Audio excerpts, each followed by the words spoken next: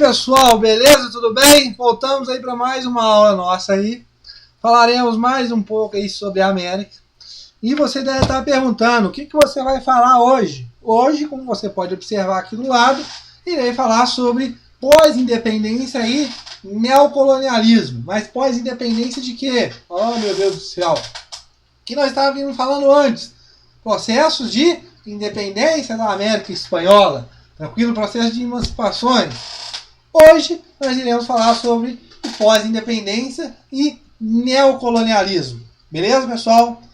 E-mail, historiacomp1@outlook.com, o Facebook, Istuçá, o celular para mensagem, o 3291650267 e o Skype, de segunda a sábado, de 5 da tarde às 7 da noite. Beleza, pessoal? Tranquilo? Então, vamos continuar aí, vamos falar aí sobre o que nós temos que falar sobre o processo, sobre pós-independência e neocolonialismo. O que nós temos que observar primeiramente, pessoal? Guerras sangrentas, produção agrícola arruinada, repúblicas militares. O que você quer dizer com isso, professor? Você aceita água, primeiramente? Porque eu estou pondo água aqui no copo, tranquilo? Você aceita água? Depois eu vou falar que eu não ofereci, né? Ah, não quero não, professor, eu quero assistir aula. Calma, aluno ansioso, aluno com raiva, aluno nervoso. Calma, tá bom? Então vamos lá, vamos continuar aqui. Como você observou, os processos de emancipação da América Espanhola, eles não se deram de forma pacífica, né? Ah, eu cheguei lá, ô espanhol, pelo amor de Deus, você pode, por gentileza, sair do seu poder, de sua regalia, dos seus privilégios aí, e passar esses privilégios para mim, porque eu sou uma pessoa que nasci aqui dentro do continente, eu estou sustentando o continente, o país aqui e tudo mais. Você pode fazer isso, por favor? Depois eu te ajudo aí, eu vou na sua casa, você vem almoçar aqui em casa. Não é claro que não, né? Você observa que esses processos de emancipações, eles se deram através de guerras, batalhas, né? E batalhas sangrentas, né? A produção agrícola, ela foi arruinada, né? Ela chegou em pontos críticos. Você observa que essas jovens repúblicas, elas vão se formar em ideias militares, apoiadas em militares. Por quê? É muito importante falar isso para vocês. Quando eu tenho esses processos de emancipação, a ideia dessas repúblicas é o quanto mais centralizar poder. Tranquilo? Aquela coisa de dividir poder, separar poder, ter a participação política das massas, isso gerava um calafrio, uma dor de cabeça para a elite colonial. Por quê? Como eu já falei para vocês, do processo de independência do México, quando Miguel Hidalgo, né, dá o grito do Dolores, proclama para todo mundo pegar em armas e contra os espanhóis, você observa que o movimento dele começa a ser muito radical. Ele tem uma tônica muito radical. Você tem ideias de reforma agrária e entre outras coisas que prejudicam os privilégios dessa elite colonial. Mas você fica em contradição. Se a elite colonial ela quer se separar por causa dos seus interesses, por que não abrir espaço para a massa, para a população?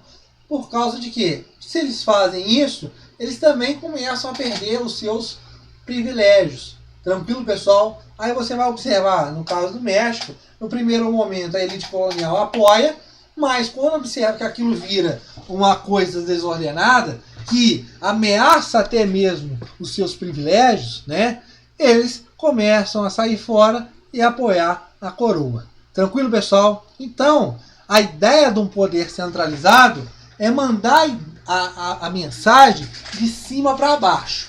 Tranquilo, pessoal? Beleza? E quanto mais possível, não modificar a ordem. Por quê? Você vai observar, alguns autores irão dizer, que os processos de emancipação e independência da América Espanhola, eles não se deram uma forma de revolução. Ou seja, o que você quer dizer com isso? Quando eu tenho uma revolução, o próprio nome diz, vou revolucionar. Então eu vou mudar radicalmente quase tudo, tranquilo? Mas é quase tudo mesmo, chegando ao tudo mesmo, modificar tudo, tranquilo? A parte administrativa, política, econômica e tudo mais. É modificar, tranquilo? É mudar. Só que você observa que nesses processos de emancipação dessas colônias, você não tem essa ideia de revolução. Por causa de quê? Ah, mas eles tomaram poder, eles mudaram. Agora quem está no poder são eles. Beleza, mas a ordem, a herança colonial ainda continua dentro dessas novas repúblicas. Tranquilo, pessoal? Beleza? Aquela coisa tradicional ainda não larga ainda essas repúblicas. Ela não vai embora junto com a metrópole. Beleza? Tranquilo? Por isso você vai observar que nesse primeiro momento você tem uma desigualdade muito grande. Você vai observar que as ideias implantadas, as ideias, os discursos que eram feitos por esses líderes, que eram de muito interesse para as massas, na prática não vai acontecer, vai ser frustrado, né? Você vai observar que se separar da Espanha é uma coisa mais fácil de que você erguer uma nação depois de uma guerra. Tranquilo, pessoal? Isso é uma coisa totalmente diferente. Porque você observa que os tesouros públicos encontram-se esgotados, você observa que você tem políticos disputando o poder em divisões de facções, você observa que a independência foi alcançada, a guerra terminou, mas aquilo que eles costumavam proclamar não levou adiante, tranquilo? Aí muitos dizem que, igual o caso de Maria Lígia Coelho Prado, ela vai falar que pode ser, tudo precisa ter sido em vão, tranquilo? Esse movimento todo praticamente foi em vão. Resumindo, pessoal, nós observamos aqui que os sonhos mesmos liberais, aquelas coisas de progresso, de você prosperar, isso vai ficar de lado. Você vai observar que esses liberais não vão chegar ao poder nesse primeiro momento e você vai ter um novo poder, né? Um novo pessoal mais conservador, continuando com a ordem que estava havendo, mas não tomando atitudes muito liberais. Tranquilo? Nós vamos observar mais na frente, a partir do século XIX. Beleza, pessoal? Tranquilo? Então, essas primeiras, na América Latina pós-colonial, né, de 1825 a 1850, você vai observar que ela não vai ter quase progresso nenhum. O seu progresso vai ser quase zero, porque ela está ainda com um pé ainda dentro do tradicional. Beleza? Tranquilo? E quem são esses conservadores que estão no poder então, professor? São os chamados caudilhos. Né? Os caudilhos são militares, né? Mas quem são os caudilhos? Não sei quem que é. São proprietários de terras, né? Que na época da guerra para a libertação, ele emprestou o seu exército, sua milícia privada para o exército de libertação. Logo, esses caudilhos ganham patentes altas na hierarquia e tudo mais, e eles vão entrar no poder, e esses caudilhos, pessoal, eles que vão revezar no poder nesse primeiro momento. O que você tem que observar aqui, pessoal? É que essa aristocracia militarizada no poder é sinônimo de atraso econômico. Por que você está dizendo isso? Pouco eles tinham na mente a ideia de progresso. Tranquilo? A mentalidade progressista, para eles, não era uma coisa muito, vamos dizer, isso aí é bom. Não. O objetivo deles era manter essa hierarquia social e a sua vocação agrícola. Tranquilo, pessoal? Você vai observar também que nós vamos ter outros fatores, como o caso de guerras, né? E a causa da fragmentação. Ou seja, você tem que... você vai observar que perturbavam a estabilidade política, ou seja, você tem a criação e destruição de entidades políticas. Por causa de quê? Porque em cada região você tinha interesses específicos, né? Como o caso do vice-reino do Prata, os vice-reinos, né? Que vão se fragmentar em vários países, como você observa hoje. Tranquilo? Você vai observar também as guerras que vão se destacar, né? Você está observando que é um contexto muito conturbado, né? Muito movimentado. Tranquilo? Você não tem uma estabilidade, beleza? E você tem aqui a Guerra da Cisplatina, de 1825 a 1828, a Guerra do Paraguai, de 1865 a 1870. Nós vamos discutir essas guerras quando estiver falando de história do Brasil, está muito ligado à história do Brasil, que eu gosto de falar quando falar sobre história do Brasil. E você vai observar que, por volta dos meados do século XIX, você vai observar que vai começar uma dita estabilidade, tranquilo? As coisas vão começar a se acalmar, beleza? E o sonho, tranquilo? E aquele sonho de você ter um país mais liberal, você ter um crescimento, você observar que esse sonho ele está cada vez mais perto, tranquilo, pessoal? Esses conservadores, né? Esses caudilhos que estão no poder, por muitas vezes usam da força para continuar no poder. Você vai observar que os discursos deles não vai estar atingindo muito a sociedade, né? Você vai observar agora os mestiços que estão ganhando cada vez mais espaço na sociedade. Eles vão ser empolgados, né? Eles vão levar através dos discursos progressistas dos chamados liberais. Tranquilo, pessoal? Beleza? Então, esse sonho da liberdade, ele está muito perto. Tranquilo, pessoal? Beleza? Então, esses discursos, esses liberais, vão começar a ter os primeiros crescimentos. Não aquela coisa de não ter nenhum progresso. Beleza, pessoal? Tranquilo? Por causa de quê? Por que de que esse crescimento? Por causa desses ideais, desses liberais. Uma reorganização econômica e um financiamento externo. Ou seja, você ter uma economia forte, mas também você ter o financiamento de outros países, principalmente aqui Inglaterra, Estados Unidos. Tranquilo, pessoal? Beleza? Aí nós temos aqui, observar agora, entrar no novo período, o neocolonialismo, uma nova fase, né, que é caracterizado, né, que você observa que ele é caracterizado por quê? O neocolonialismo pelo avanço e integração ao capitalismo mundial. Beleza? Mas, professor, o que é neocolonialismo? Tem a diferença de colonialismo? Sim, tem. Primeiramente, o neocolonialismo ele é liderado pelas elites burguesas. Tranquilo, pessoal? As elites burguesas liberais, tanto da Europa como dos Estados Unidos. Já o colonialismo, quem lidera isso são as monarquias europeias. Beleza?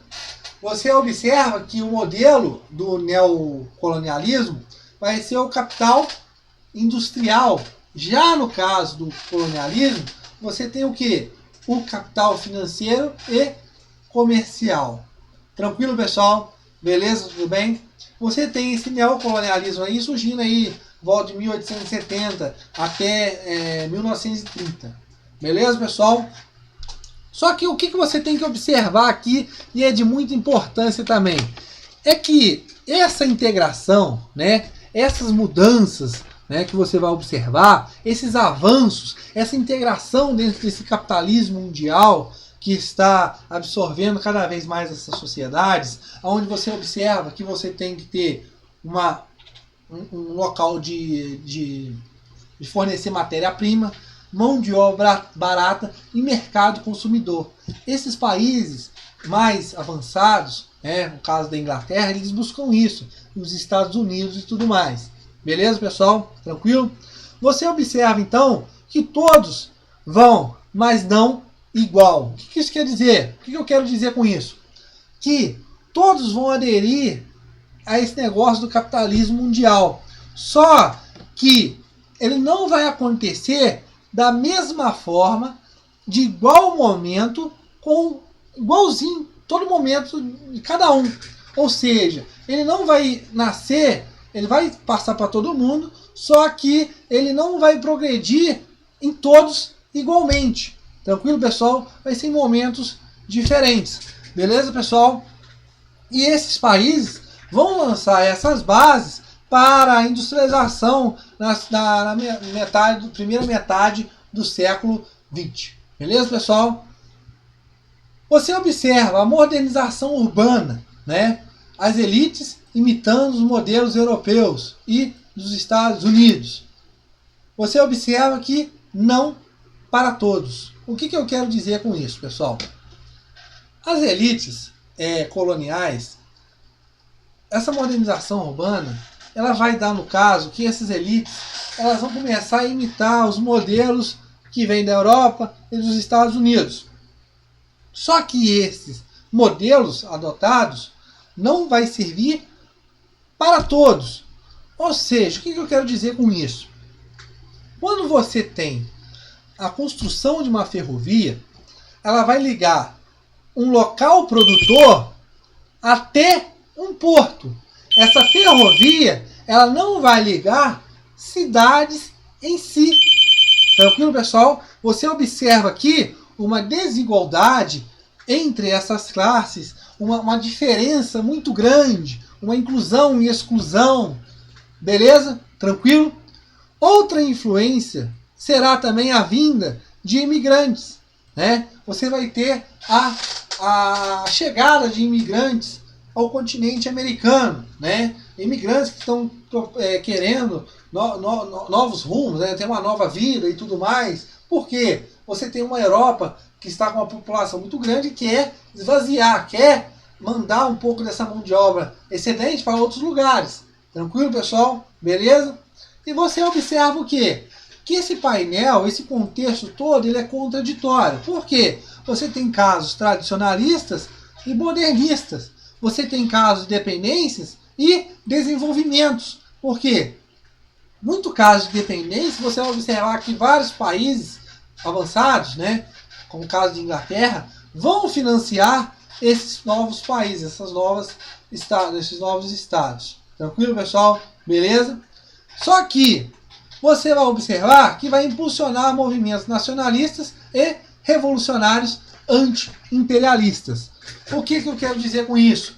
É que essas ideias, né, desse neocolonialismo vão começar a bater de frente com ideias de nacionalistas, né, de pessoas querendo parar com essa influência muito grande, né, com essa dependência do país com o financiamento de outro. Tranquilo, pessoal? E você vai ter aqui essas revoltas anti-imperialistas que nós iremos falar de algumas delas.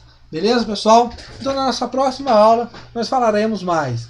Obrigado pela atenção e espero vocês.